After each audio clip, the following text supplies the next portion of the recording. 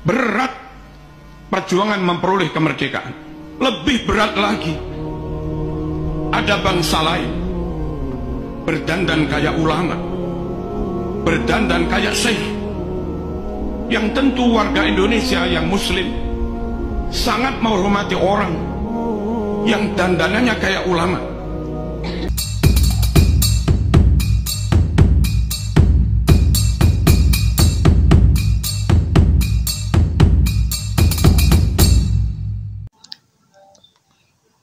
Assalamualaikum warahmatullahi wabarakatuh. Hamdan wa syukranillah ma ba'dah. Sahabat-sahabat Air News dimanapun berada, semoga kita semua diberikan kesehatan lahir batin dan juga diberikan kemudahan dalam segala urusan kebaikan kita. Amin, Allahumma amin.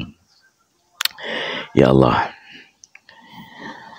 terkadang miris ya melihat dimana saat kiai-kiai muda NU yang sudah melek tentang sosmed, kiai-kiai muda NU yang sudah melek dengan digitalisasi, kiai-kiai NU yang sudah melek dengan peradaban, justru dibantah oleh orang-orang yang notabene adalah kiai-kiai yang lebih sepuh dan yang bercokol di NU. Ini ada apa?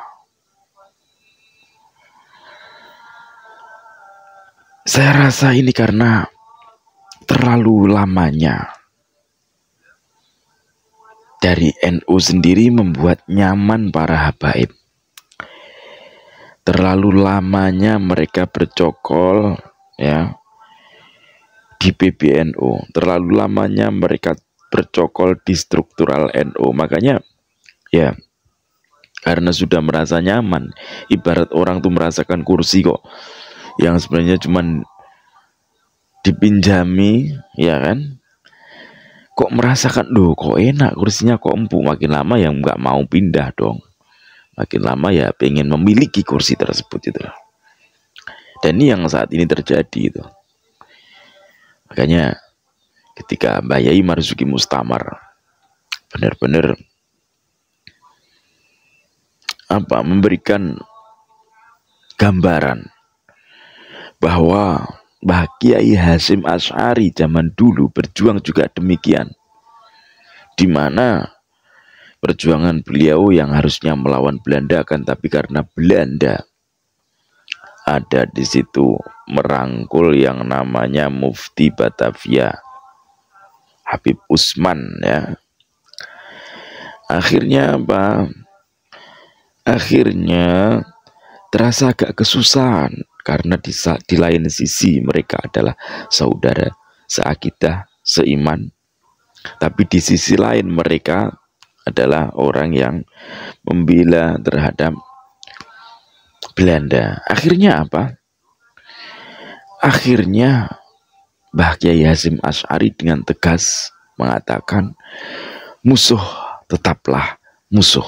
Nah, jadi mohon ini kepada para petinggi-petinggi NU, tolong itu mulai dibersihkanlah, mulailah nalar kita, nalarnya dipakai, mulailah, karena jenengan itu udah para sepuh-sepuh ya, yang sudah sepuh, jadi jenengan mungkin udah banyak lupa, jenengan mungkin atau mungkin kehati-hatian jenengan kita juga nggak tahu, tapi jenengan kan bisa toh untuk mendatangkan kiai-kiai muda. Bagaimana kok kayak gini, bagaimana ini kok kayak gini, bagaimana kalian mendapatkan ini, kan bisa tabayun lah istilahnya itu, diundang kiai-kiai muda itu, jangan cuma suudon mulu. Jangan seudon kepada orang-orang yang sudah berjuang. Jenengan itu sudah waktunya turun, jenengan itu sudah waktunya istirahat. Kalau emang nggak bisa menjadi penengah, ya jenengan turun saja lah, mengundurkan diri. Karena ini eranya era digitalisasi. Eranya adalah era sosial media. Eranya adalah era digital, era kaum anak muda. Biarkan kiai-kiai muda yang lebih paham daripada panjenengan untuk tampil. Ketika kiai muda itu tampil, jangan langsung terus suudonya didahulukan gitu loh. Cari tahu kebenarannya gimana. Yai Marzuki dipanggil, Yai Marzuki ke sini kan lebih pantas juga. Silakan ke sini, datang ke sini. Kita bertemu, kumpulkan berapa orang. Kumpulkan semuanya ke sini. Sebelum ini dibuat acara diskusi besar, sebelum diambil keputusan, ayo coba kita diskusi dulu intern antara kiai-kiai muda dan kiai-kiai sepuh NU. Coba gimana? Kan bisa tuh semacam itu. Dari mana kalian dapat membatalkan nasabah Alawi? Dari mana? Apa kitabnya? Ini. Nah, pelajari bersama di situ kan bisa. Jangan belum pelajari tapi tiba-tiba sudah seakan-akan suudon terhadap generasi penerus NU, akan tetapi husnudon terhadap orang-orang yang ingin merusak NU. Habib itu akan merusak NU, bukan akan merusakkan NU, tapi akan merusak NU.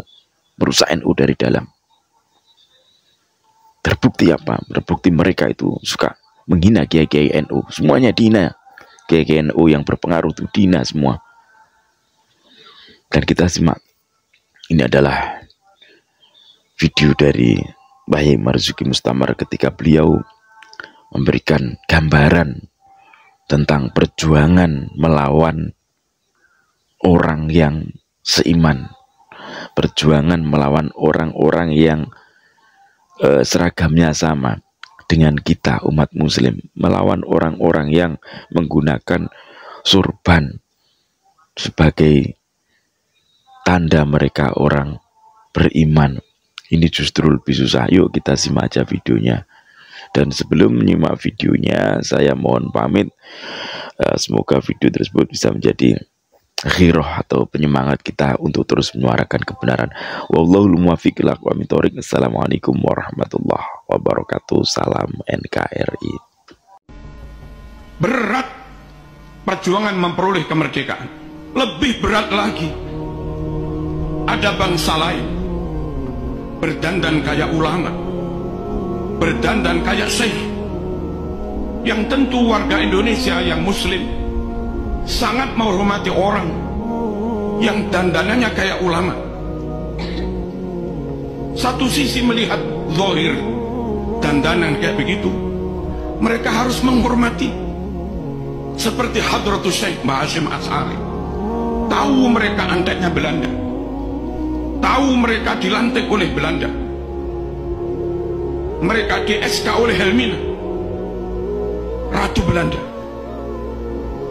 bahkan di framing seakan-akan mereka keturunan Rasulullah SAW. Sungguh-sungguh semakin menyulitkan para pejuang. Nggak mungkin kemerdekaan tidak direbut. Kalau sekedar menghadapi Belanda, karuan kafir gampang, Mas. Ini kadang menghadapi bangsanya sendiri, atau menghadapi orang yang ngaku ulama, bahkan ngaku keturunan Rasulullah SAW, tapi mereka berkomplot dengan penjajah. Alhamdulillah, ulama kita Hadratus Syekh Mbah Hasyim Asy'ari tegas, musuh tetap musuh, musuh tetap musuh, apapun penampilannya, apapun kedoknya, tetap kenceng, tidak tolah-toleh, tidak ragu, tentu dengan penuh bijaksana dan arif. Mereka tetap berjuang merebut kemerdekaan, meskipun kadang yang dihadapi orang yang penampilannya kayak ulama, meskipun kadang yang dihadapi orang yang penampilannya bangsanya sendiri. Alhamdulillah, dengan kekompakan, kekokohan niat, dan tentu persatuan, doa, hizib, tirakat, dan rahmat Allah Subhanahu wa Ta'ala, akhirnya Indonesia bisa merebut kemerdekaan. Allahumma shalli ala sayyidina Muhammad. Gerakan-gerakan ideologi yang itu bersumber dari asing, pusatnya di asing, dikontrol oleh asing, lalu kau biarkan mengobok-obok umat Islam yang ada di Indonesia.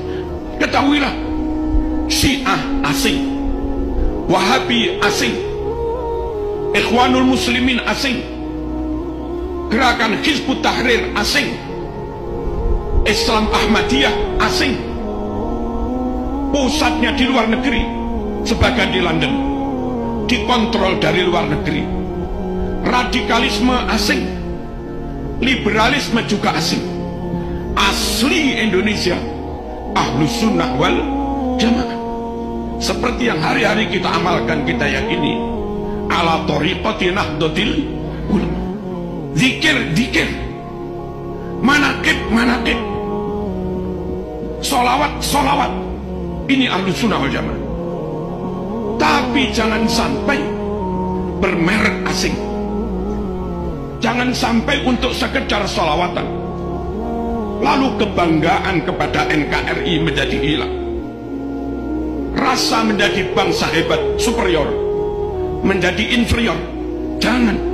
Orang dengan penampilan apapun, dengan baju apapun, dengan wajah kayak apapun, dengan suku etnis kayak apapun, asal mereka muslim Ahlus Sunnah wal Jamaah, ikut manaqib, ikut haul, ikut salawatan. Tapi kalau kita harus ikut mereka, harus ada di bawah mereka, harus dikontrol mereka, harus nyembah kepada mereka. Jangan. Ulama kita lebih alim, Ahlus Sunnah wal Jamaah kita lebih clear, fikih Syafi'i, akidah Asy'ari Maturidi, thariqah Imam Junaid al-Baghdadi, Abil Hasan Asy-Syadzili, Syekh Abdul Qadir al-Jilani, Al-Imam al-Ghazali. Jangan gampang dikit-dikit ikut, apalagi sampai akhirnya mereka mengatakan Indonesia ini milik wali-wali yang datang dari suatu wilayah. Bukan. Mbah-mbah mereka bukan pejuang. Pejuang itu Bung Karno, Bung Hatta. Pejuang itu Cuk Nyadin. Pejuang itu Haji Agus Salim. Pejuang itu Mbah Wahab Hasbullah. Pejuang itu Diponegoro, bukan yang lain-lain. Mosok sampai di antara mereka pidato, kamu budak-budak kami, dan yang mau ikut mereka diperbudak. Bodoh. Nggak menghargai kemerdekaan yang diperjuangkan ulama dengan darah dan nyawa. Kita berdamai dengan siapapun, kita berta'awun, berkolaborasi, kerjasama dengan siapapun. Tapi kita bangsa Indonesia tidak mau ada di bawah siapapun, tidak mau dikontrol oleh siapapun, tidak mau diatur-atur oleh siapapun. Kita bangsa Indonesia hebat, kita bangsa Indonesia pinter, dan kita bangsa Indonesia yang muslim jelas Ahlus Sunnah wal Jamaah. Kalau dulu Indonesia harus belajar bahasa Arab ke Timur Tengah, hari ini di UIN Malang S2, S3 kadang ada Pak mahasiswa dari Arab ambil bahasa Arab di Malang. Artinya mereka tahu bahwa balaghah ada di Indonesia, mantek ada di Indonesia, ma'ani bayan badi ada di Indonesia, ulumul Quran ada di Indonesia, tarawat lughawiyah, filologi ada di Indonesia. Hebat Indonesia. Jangan mau nyembah-nyembah orang lain.